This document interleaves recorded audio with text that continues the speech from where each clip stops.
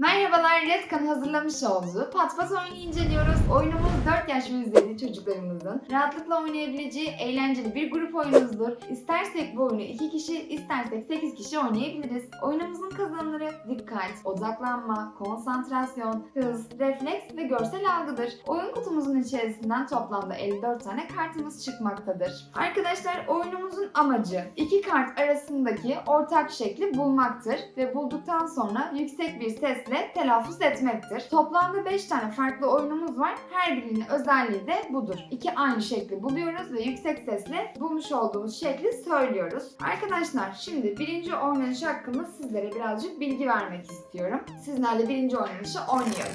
Evet arkadaşlar, şimdi birinci oynanışı anlatacağım sizlere. Birinci oynanışımız saklambaç olacak. Bu oyunda dikkat etmeniz gereken bir nokta var. Ortaya tek bir kart açıyoruz. Öğrencilerimizin ya da çocuklarımızın yaşlarına göre onlara vereceğimiz kartları arttıra ya da azaltabiliyoruz. Şimdi ben sizler için 4 tane kartla açılış yapmak istiyorum. Bu oyunumuz saklambaç oyunu. Bu oyunumuzdaki amacımız ne olacak arkadaşlar? Ortaya koymuş olduğumuz kartla kendi kartlarımızla bir ortak şeklimiz var. O şekli bulmaya çalışacağız ve bulduğumuzda da ismini söyleyip kartımızı ters kapatacağız. Şimdi şurada görmüş olduğunuz 8 tane farklı nesnemiz bulunmakta. Kartımla hemen bakıyorum birinci kartımda. Armutumuz ortak. Armut diyorum. Kartımı çeviriyorum. Buna geçtim. Hemen bakıyorum ortak neyimiz varmış. Çileğimiz var. Çilek dedim, kartımı kapattım. Bu kartımıza baktık. Burada da çileğimiz ortak. Çilek dedim, kapattım. Şimdi buradaki kartımıza geçtik. Burada da balık şeklimiz ortak. Balık dedim ve kartımı kapattım. Burada dikkat etmemiz gereken noktamız ilk önce kartlarımızı ters bir şekilde kapatan oyuncu olmak. Evet arkadaşlar, saklambaç oyunumuz bu şekilde.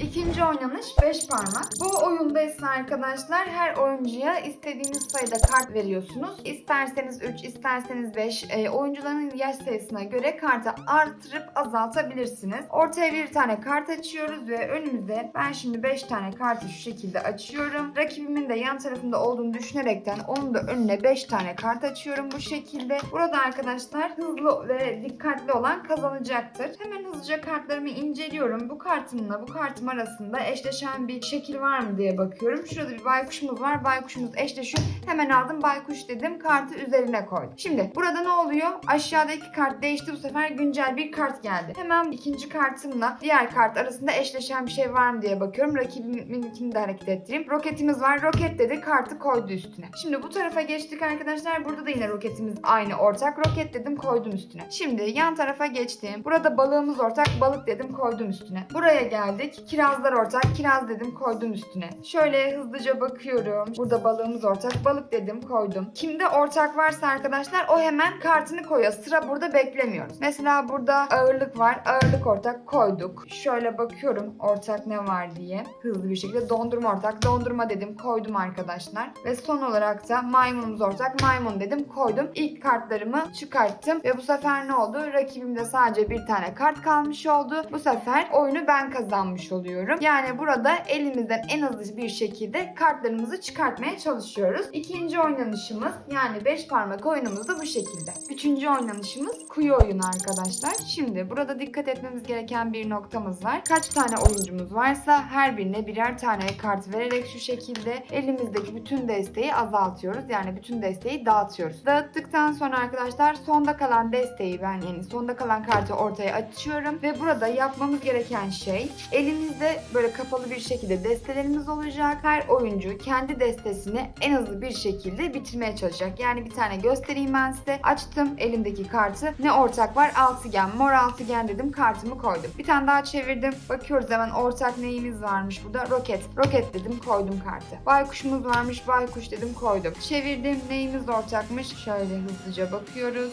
Top.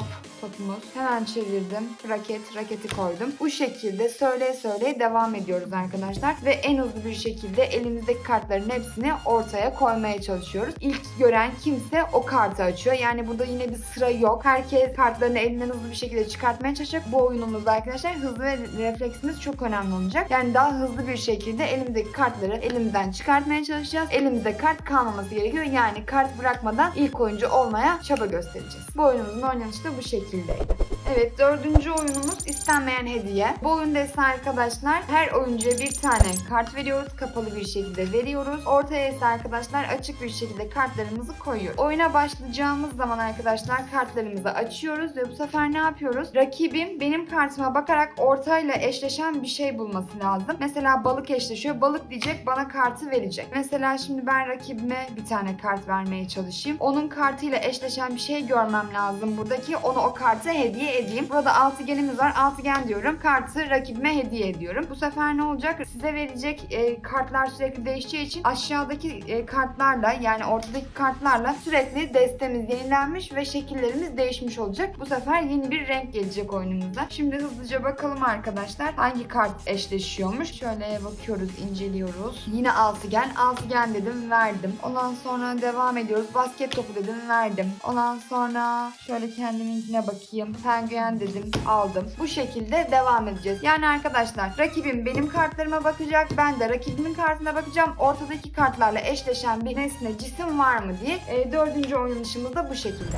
Beşinci oynanışımız tehlikeli kule. Burada ise arkadaşlar yine az önceki oyunumuz gibi olacak. Kendi önümüze birer tane kapalı kart alıyoruz. Ortaya açık bir şekilde kartlarımızı koyuyoruz. Burada yapmamız gereken oyun başladığında kendi kartımızla eşleşen kartları sürekli kendi kart haznemize koyarak kule yapmaya çalışmak. Başla dendiğinde kartlarımızı açıyoruz. Bu oyundaki amacımız da en fazla karta sahip olmak olacak. Açtım. Buradaki kartla benim kartım arasında eşleşen bir şekil varsa adını söyleyip kendi kartlarımın üstüne koyuyorum. Baykuşumuz var. Baykuş dedim, aldım. Hemen bakıyoruz. Eşleşen ne var? Penguen var. Aldım, koydum. Hemen bakalım. Balığımız var. Balık dedim, aldım, koydum. Bu şekilde devam ediyoruz. Üst üste kule yapmaya çalışacağız. Yani buradaki destedeki kartların genelini, fazlasını kendimize aktarmaya çalışacağız arkadaşlar. Patpat oyunumuzu beğendiyseniz ve yararlı bulduysanız beğenmeyi, kanala henüz abone değilseniz abone olmayı unutmayınız. Bir sonraki videoda görüşmek üzere. Şimdilik hoşçakalın.